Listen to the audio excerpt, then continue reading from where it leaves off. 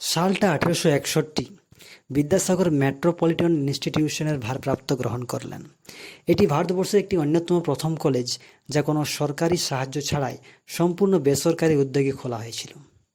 রবীন্দ্রনাথের ভাষ্যে বিদ্যাসাগর ছিলেন বিরল বাঙালি।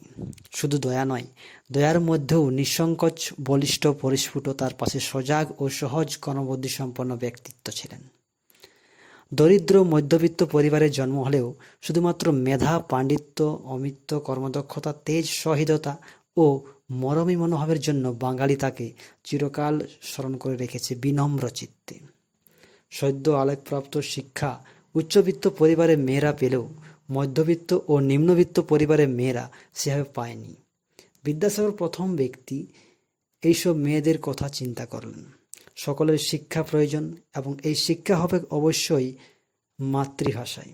এই মর্মে সারা বাংলার মেয়েদের শিক্ষার স্কুল গড়ে তুলতে লাগলেন। প্রয়োজনীয় বইয়ের চাহিদা মেটাতে বই লিখলেন, এমনকি প্রকাশও করলেন। মাইকেল বলতেন, তার মধ্যে কোথাও একটা মরমী মা বাস করে।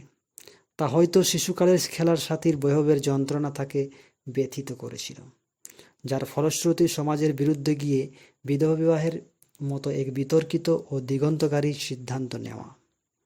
মাতৃভাষায় সকলের শিক্ষার অধিকারকে মর্যাদা দিতে এবং শিক্ষা সংস্কার সংকল্পে ইংরেজি ভাষা নয়, বরং ইংরেজি দৃষ্টিভঙ্গির বৈজ্ঞানিক যুক্তিবাদিতা ও বিশ্লেষণকে আয়ত্ত করে মাতৃভাষায় সকলের জন্য গ্রন্থ রচনায় মন দিয়েছিলেন।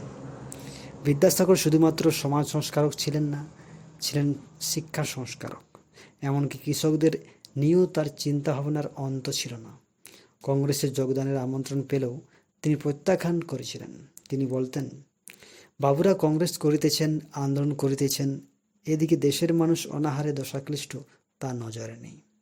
বিদ্যাসাগর কলেরা মহামারীর সময় জাতি ধর্ম নির্বিশেষে সেবা করে গেছেন। তার শেষ জীবনের উক্তি, তোমাদের মতো ভদ্র বেশধারী আর্য সন্তান অপেক্ষা আমার অসভ্য সাঁওতাল ভালো লোক। বিদ্যাসাগর নিজেই সমাজ পরিবর্তনে নানা উদ্যোগ নিয়েছেন, প্রয়োজনে ব্রিটিশ সাহায্য নিয়েছেন। উচ্চ পদের আধিকারিক হিসাবে তিনি বিপুল অর্থ উপার্জন করলেও সে অর্থ কিছুই নিজেই কাজে লাগাননি। বিভিন্ন সমাজ সংস্কারকের আনুষ্ঠানিক ও প্রয়োজনীয়তায় তার এই অর্থ ব্যয় হয়েছিল।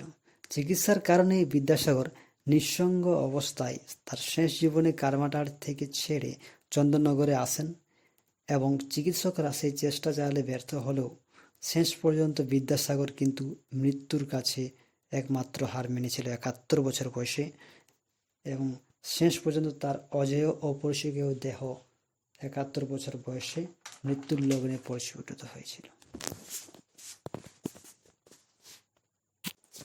সালটা 1861।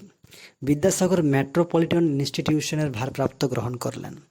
এটি ভারতবর্ষের একটি অন্যতম প্রথম কলেজ যা কোনো সরকারি সাহায্য ছাড়াই সম্পূর্ণ বেসরকারি উদ্যোগে খোলা হয়েছিল।